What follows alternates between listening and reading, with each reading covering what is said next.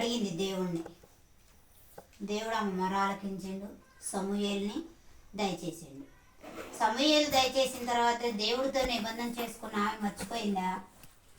మర్చిపోలేదు. కానీ ఈ రోజుల్లో మనము దేవునితో నిబంధన చేసుకున్నాక, లేదు మనము మొక్కుబడులు చేసుకున్నాక ఎంతవరకు దేవుని సన్నిధిలో అదేది కడమట్టుకు ఉండగలుగుతున్నాము? ఆ నిబంధనని మనం ఎంతవరకు స్థిరంగా ఉంచుకోగలుగుతున్నాము? ఆ నిబంధన ప్రకారం మనం ఉంటున్నామా లేదా? అంత నమ్మకంగా అసలు దేవుడికి ఉంటున్నామా లేదా?